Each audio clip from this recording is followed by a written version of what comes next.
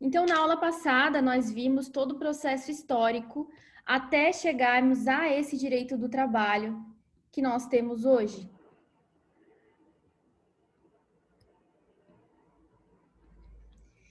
E nós vamos iniciar nossa aula de hoje vendo as fontes do direito do trabalho. Então, fontes do direito do trabalho, o que são fontes, né? Fontes é da onde se originam as normas jurídicas, da onde nascem essas normas jurídicas, esse direito do trabalho que temos hoje. Nós já podemos compreender que esse direito ele nasce de um processo histórico, né? De uma demanda da sociedade. Mas como fonte do direito do trabalho, nós temos as fontes, elas são classificadas, né, em fontes materiais e fontes formais. As fontes materiais, elas vão no sentido da aula passada. São os fatos verificados em uma sociedade em determinado momento histórico e que contribuirão para a formação e a substância das normas jurídicas trabalhistas. São oriundas de experiências naturais do cotidiano. Então, as fontes materiais são o meio pelo qual, da onde se originam as normas jurídicas. Nesse sentido, a fonte material do direito do trabalho, essas fontes materiais, elas atuam na fase pré-jurídica. Elas ainda não são uma norma, mas elas vão servir como inspiração para a criação das normas jurídicas. Como assim? São fatores econômicos, fatores sociais, políticos, deixa eu aceitar aqui, políticos, filosóficos, como, por exemplo, a própria reforma trabalhista. A reforma trabalhista, ela o movimento dos empregadores, o movimento dos empresários para obter uma reforma trabalhista foi uma fonte material do direito do trabalho. Então, houve uma mobilização por parte dos empregadores e por conta disso, por conta desses fatores econômicos que aconteciam, né, que exigiam uma nova legislação trabalhista mais moderna, que as normas foram modificadas, que foram introduzidos novos parâmetros para o direito do trabalho. E não só isso, né? Fatores políticos e sociais, como, por exemplo, a mudança da tecnologia, a introdução da tecnologia no mercado de trabalho, novas profissões, o surgimento de novas profissões e toda essa influência é fonte material para o direito do trabalho. Coloquei aqui, né, pressão do setor empresarial, força de greve para a celebração de um acordo coletivo. Então, eu falei pelo lado do empregador, né, mas, por exemplo, para a criação também... Tem que fazer pausa aqui para aceitar o pessoal.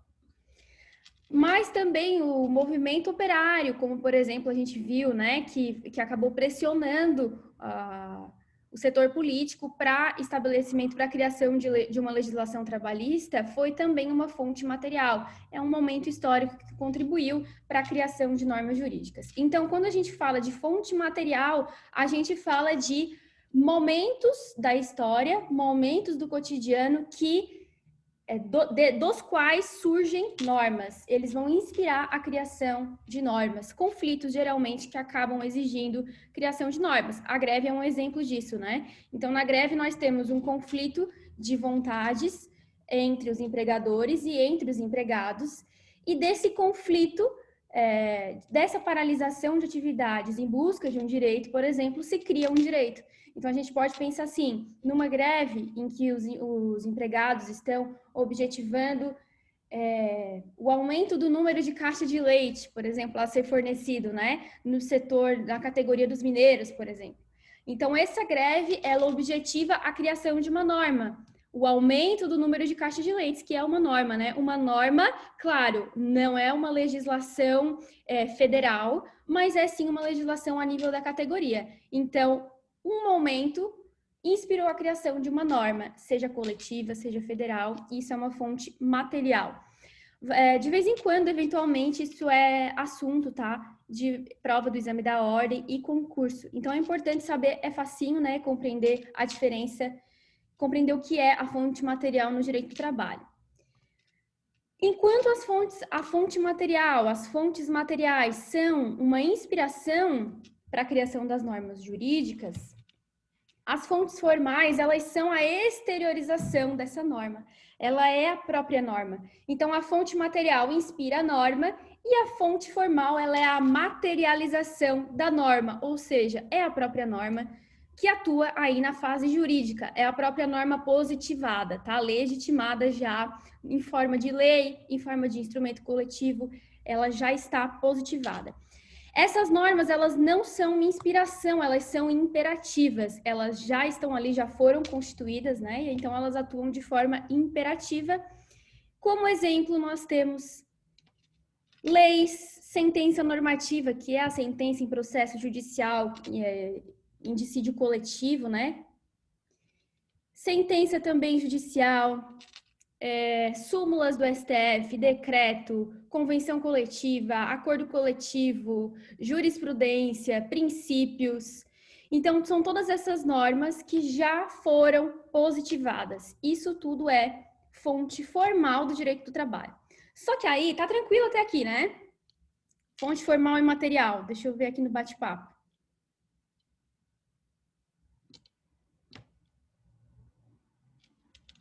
Me respondam se tá tranquilo, fonte material e fonte formal. Então tá. Sim. Então tá, vamos seguir então. As fontes formais, no entanto, elas ainda são subdivididas em fontes autônomas e fontes heterônomas. As fontes autônomas são essas normas jurídicas que são produzidas pelos próprios destinatários. As próprias partes produzem as normas que serão aplicadas para aquela relação jurídica. Por exemplo, acordo e negociação coletiva entre sindicatos, entre empresa e sindicato, né? Costumes que são aplicados, regulamento de empresa, que são normas. Por exemplo, gente, no regulamento de empresa, apesar de ser uma adesão, né, que o empregado ele vai e assina o regulamento, dando ciência do regulamento da empresa, se comprometendo a cumprir aquele regulamento, é um regulamento que foi pactuado entre as partes. Então, como ele foi estipulado pelas próprias partes, pelos próprios destinatários que vão seguir, que vão se submeter àquela norma, é uma fonte autônoma. Já as fontes heterônomas são as fontes que são produzidas pelo Estado. Então, os destinatários, os sujeitos que vão obedecer a essa fonte heterônoma, eles não cooperaram de forma ativa, né? Não foram eles que estabeleceram aquela legislação que será aplicada ao conflito, e sim o Estado estabeleceu a legislação. Por exemplo, Constituição Federal, sentença em processo judicial, jurisprudências, legislação trabalhista, CLT, leis infraconstitucionais, a Constituição Federal, e todas essas normas que foram impostas, criadas pelo Estado e pelas quais, né, os sujeitos vão se submeter, às quais eles vão se submeter.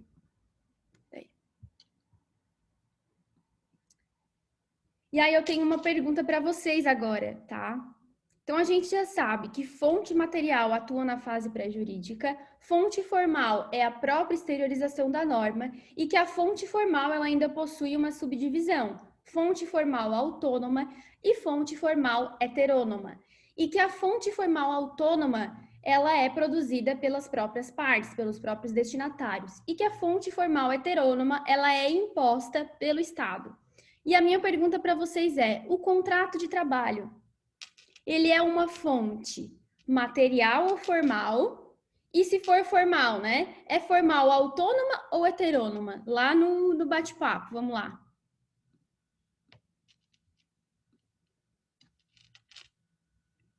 O contrato de trabalho, o contrato individual, né? O meu contrato de trabalho, por exemplo.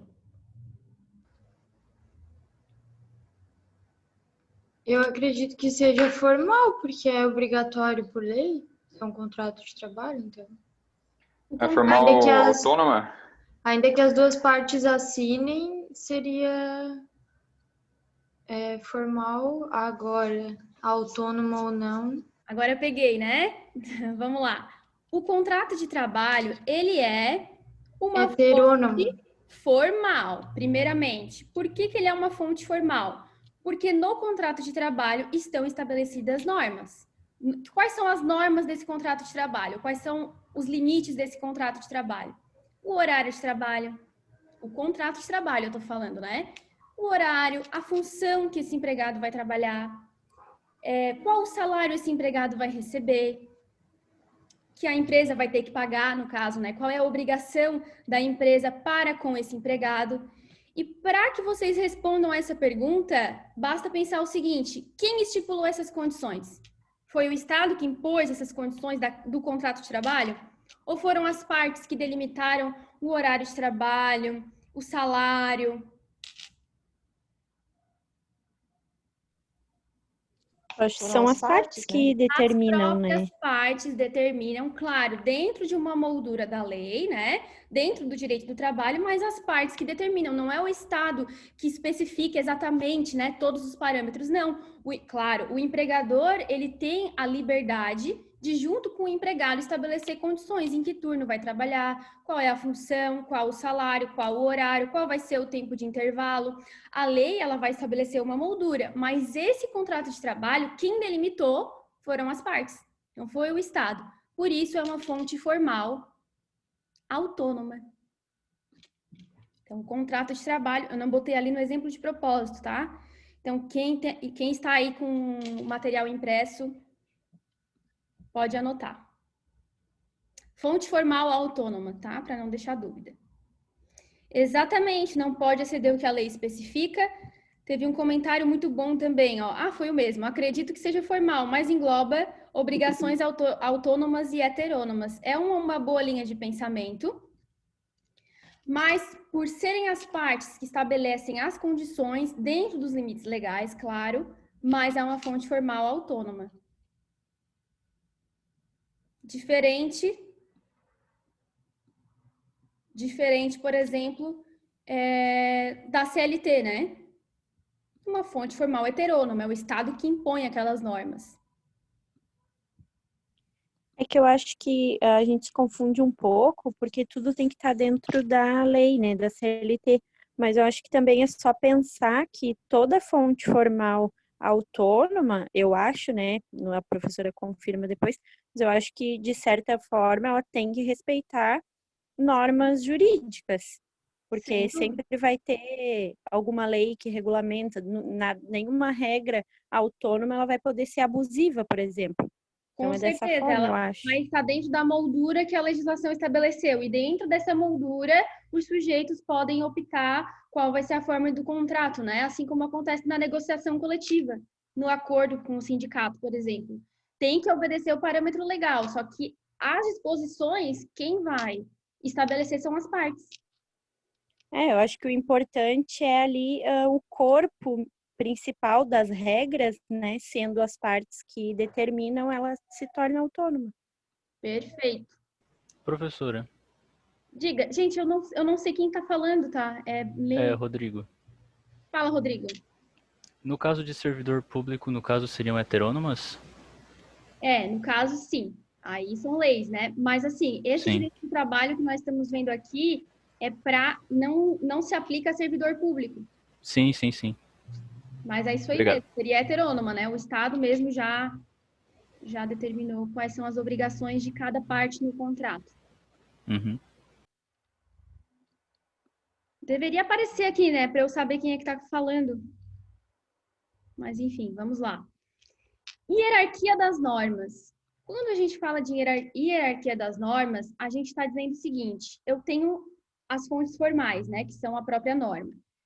Essas fontes formais, autônomas e heterônomas, elas vão operar nesses contratos de trabalho, nessa relação de trabalho. Elas vão delimitar os limites, os parâmetros desses contratos de trabalho e as condições de trabalho naquela relação.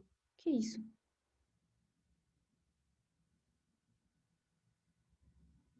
Que isso? Alguém me hackeou? Não é que qualquer um de nós que se pegar a caneta e riscar ali, dá para riscar. Acho que foi alguém que fez sem querer. Não acredito, sério? Eu achava que era só eu que poderia fazer isso. Mas dá pra, Não, dá pra dá pra gente você, marcar. dá pra você bloquear, professora, se você quiser. Ah, achei aqui. Tá, desculpa. Pode. Obrigada. Eu olhei Galaxy, meu Deus. Me hackearam aqui. Tá, Outra vamos lá. coisa, a pessoa que está falando aparece no visor. Se você estiver compartilhando, acredito que não pode não aparecer, mas se tiver só na tela sem compartilhar, ele tem essa sensibilidade. Quem está falando aparece ali na tela para você. Mas quando eu tô apresentando não aparece. Mas tudo bem. Daí eu acho que... Eu pergunto quem é. Mas vamos lá, obrigada. A hierarquia das normas. Quando a gente fala em hierarquia das normas, o que eu estou querendo dizer sobre isso, né? Eu estou perguntando o seguinte: entre essas fontes autônomas e heterônomas, qual fonte prevalece em havendo conflito entre elas? Então, quem está aí com caneta, anota para depois entender o que é a hierarquia das normas. Então, faz uma flechinha e coloca ali. Qual fonte prevalece em caso de conflito entre fontes? Qual fonte vai prevalecer? A fonte heterônoma ou a fonte autônoma? Falando em uma linguagem mais clara, o que vai prevalecer? O acordo individual de trabalho ou a Constituição? O que vai prevalecer? Peraí, eu adoro essa matéria. O que vai prevalecer?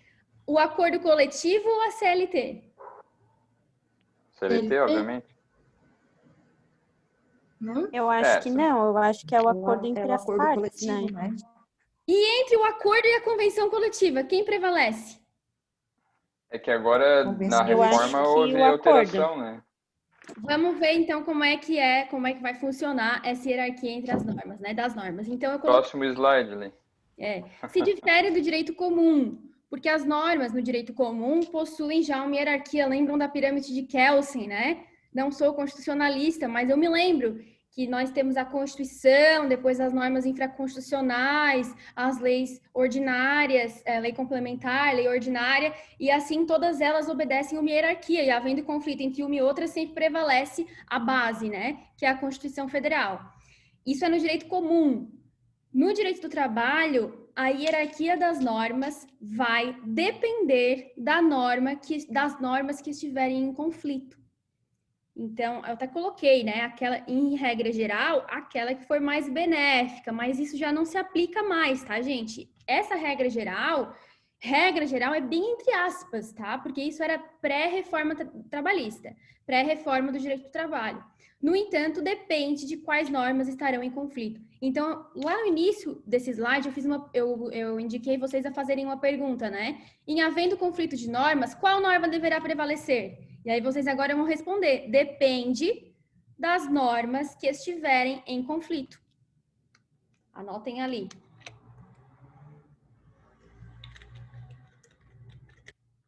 Por isso que a hierarquia das normas, ela é flexível. Não tem uma resposta absoluta. Sempre vai prevalecer a Constituição, sempre vai prevalecer a CLT. Vai depender. Tem casos que sim, tem casos que não. Então, importante saber aqui que antes da reforma, nós tínhamos e nós temos ainda o princípio da proteção e os outros princípios que nós vamos ver ainda na aula de hoje. E por conta de toda essa parte principiológica do direito do trabalho, sempre que havia conflito de fontes, conflito de normas, ou seja, a convenção coletiva dizia uma coisa e a CLT dizia outra, sempre prevalecia a norma mais benéfica. Inclusive, a norma mais benéfica é um dos princípios, né? A condição mais benéfica. Porém, pós-reforma, isso já mudou por alguns artigos que foram introduzidos na CLT. E vamos ver agora duas situações, tá? Coloquei B e B. É A, tá? Então, letra A. Acordo coletivo e convenção coletiva. Primeiramente, vamos esclarecer aqui qual a diferença entre o acordo coletivo e a convenção coletiva, né? O acordo coletivo, a gente vai sempre pensar em algo menor. E a convenção coletiva, a gente vai sempre pensar numa convenção. Pensa assim numa coisa grande, numa convenção. E o acordo é um acordo, tá? Então, qual é a diferença entre eles? O acordo coletivo, ele vai ser um acordo estipulado entre uma ou mais empresas e o sindicato. Então, de um lado, eu vou ter uma ou mais de uma empresa E do outro lado, eu vou ter o sindicato do empregador. Do empregado, né? Daquela categoria dos empregados. Então, por exemplo, eu tenho aqui na REC, né? Região carbonífera. Rio Deserto, carbonífera Criciúma, carbonífera qual mais? X, enfim. Essas empresas carboníferas, elas pactuam um acordo coletivo com o sindicato que representa a categoria dos mineiros. Então, são algumas empresas com um sindicato e eles pactuam ali um acordo coletivo. Uma ou mais empresas com o sindicato. Já a convenção coletiva, que é maior, né? Maior, eu vou juntar, olha como é grande, olha como é bronca, né? Eu vou juntar o sindicato que representa o empregador e o sindicato que representa o empregado. Então, é entre sindicatos. Por isso que é maior, né? Por isso que é uma convenção. Já o acordo, não. O sindicato vai lá, se junta com uma ou mais empresas e pactua. Então, essa é a diferença. Então, é o seguinte. Esqueçam aqui o slide por enquanto. Vou até voltar. Eu sei que vocês têm aí, né? Mas, enfim, vou me iludir aqui. Vou até tirar. E prestem atenção aqui em mim, tá? Eu tenho um acordo coletivo. Esse que eu comentei, né? De algumas empresas carboníferas. Vou colocar uma só, tá? Eu tenho uma carbonífera Criciúma, foi lá e fez um acordo coletivo, pactuou um acordo coletivo com o Sindicato dos Mineiros. E nesse acordo coletivo ficou estabelecido que o adicional de horas extras é de 55%. Sei que vocês não aprenderam ainda isso, tá? Mas é uma coisa boa, tá? O adicional de horas extras é 55%. A gente vai chegar lá no adicional de horas extras. Porém, isso é o acordo coletivo. Anota aí o exemplo, tá? Exemplo. Vou fazer vocês anotarem. Acordo coletivo entre Carbonífera Criciúma e Sindicato dos Mineiros.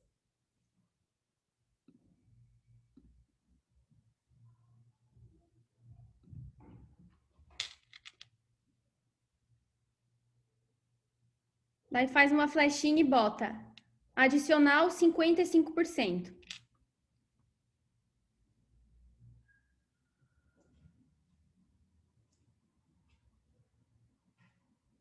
Fechou? Então, o acordo estipulou um adicional de 55%. Aí bota embaixo, convenção coletiva. A convenção coletiva estabeleceu um adicional de horas extras de 70%.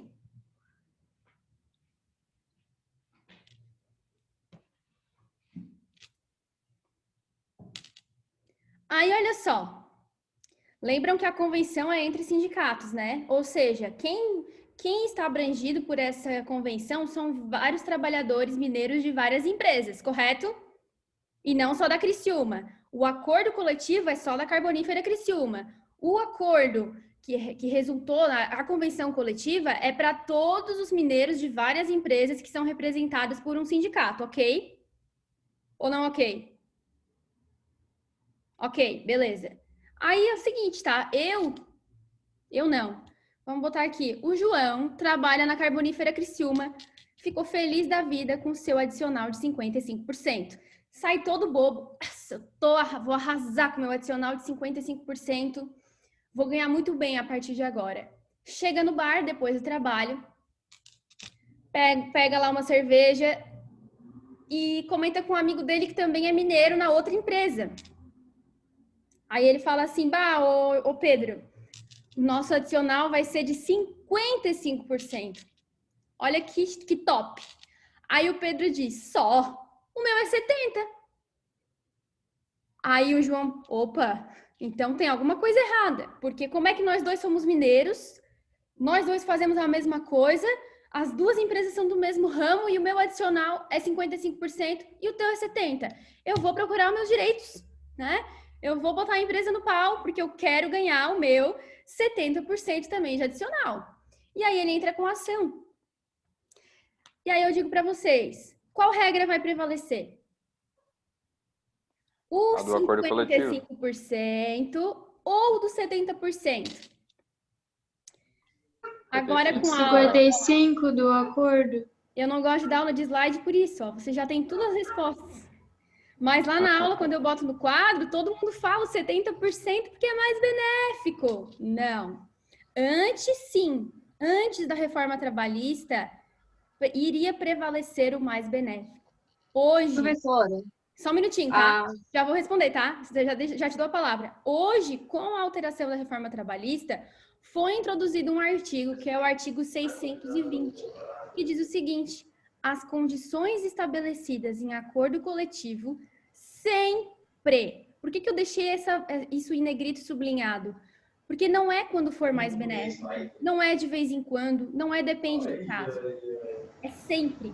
Então, sempre o acordo coletivo vai prevalecer sobre a convenção coletiva, mesmo que não seja mais benéfico que a convenção. Então, sim, os dois mineiros vão ter adicionais diferentes. Um vai ter 55% e o outro vai ganhar 70%. E isso é lícito e está correto. Por quê? Fala, Gabriela. Não seria porque o acordo coletivo seria mais específico? Ele é específico para aquela empresa. E a convenção não, é como se fosse, fazendo uma analogia, seria uma norma geral. Então, a gente tem uma norma geral e uma norma específica. Então, prevalece a específica? Perfeito, é exatamente essa a resposta. Porque o acordo coletivo, ele tem disposições para a realidade daquela empresa. É mais específico, é mais pontual para aquela empresa. Tudo bem, a convenção coletiva estabeleceu que tem que ser 70%, mas a realidade daquela empresa não comporta. Então, a Carbonífera costuma dizer o seguinte: ó, sindicato, a gente vai ter que fazer um acordo entre você e eu, porque é o seguinte, 70% não vai dar para eu fazer. E aí, eles pactuam um acordo coletivo e estabelecem um valor inferior. E vai ficar valendo o acordo. Também não faz sentido, né? Opa! Pode falar. Porque, por exemplo, o acordo coletivo, a empresa vai assinar um acordo, vai estabelecer determinadas normas, e aí, no fim das contas, o que vai prevalecer é a convenção? Não, eu tô falando, não faria sentido, entendeu? Sim. Se não fosse dessa forma. Mas vai assinar uma coisa, vai estabelecer normas, mas elas não vão valer de nada no fim das contas. Né? Sempre foi porque, na verdade, não era esse o raciocínio. O raciocínio era o seguinte: se a convenção estabeleceu um mínimo, um padrão, esse deve ser considerado como mínimo, entendeu? Então, o acordo até poderia estabelecer diferente, mas sempre mais benéfico. Então, se a convenção estabeleceu 70, o acordo poderia estabelecer 72. Mas era tido como um mínimo, né? Agora não, agora é livre. A convenção estabelece, pactua como deseja, e o acordo coletivo também, e sempre vai prevalecer o acordo. Quem mais que tinha dúvida? Professora, é eu, a Carol. Diga. Não, é só um comentário. Na verdade, a professora até me confirma, né? Mas eu acho que a principal mudança que teve, assim, com a reforma trabalhista foi isso, né? Foi uma, como é que posso dizer? Não é uma... me fugiu a palavra. Uma autonomia maior para as empresas poderem negociar com os trabalhadores conforme a sua realidade, né?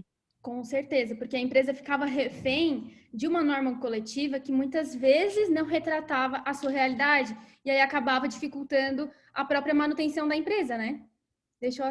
Pode falar, André, eu não sei mexer aqui de aceitar. Professora, uma pergunta aqui, provavelmente, não sei se você vai chegar agora a falar sobre a questão quando estiver confrontada com a lei própria CLT. Vou falar agora. Parece que quando vai falar agora? Tá, sim. Beleza. Porque foi uma das coisas que mais assim, me indignou quando eu ouvi falar, mas como não tinha estudado a matéria ainda e tal, não tinha me aprofundado, né, só especulando, né? Então, vamos ver o que você vai dizer aí agora. Tô com o pé atrás sobre isso, né? Eu não gostei do que o que eu ouvi, assim, né? Mas, enfim. Mas não é tão assim também quanto a gente ouve, tá? Mas também não é tanto, tá? A gente não tem um estado mínimo, então ainda bem que pelo menos ainda não, né? Espero que continue assim, que a gente tem sim um estado que a tendência é cada vez mais se abster e dar autonomia para as partes, mas, por enquanto, apesar dessa reforma, a gente ainda tem uma moldura que nos garante os direitos, não somente os básicos, né, mas direitos para os trabalhadores, né? Então, mas a gente tem que ficar sempre atento, porque a gente vai sendo flexibilizado, e a gente tem que estar atento para ver o limite disso, tá? Mas vamos lá. Então, é só para saber se vai ser exatamente o que você vai colocar, né? Desculpa, já aproveitando então o gancho, que basicamente se há estipulado um acordo coletivo, né? Então, que ele valeria sobre a CLT. Vamos ver agora. Tá.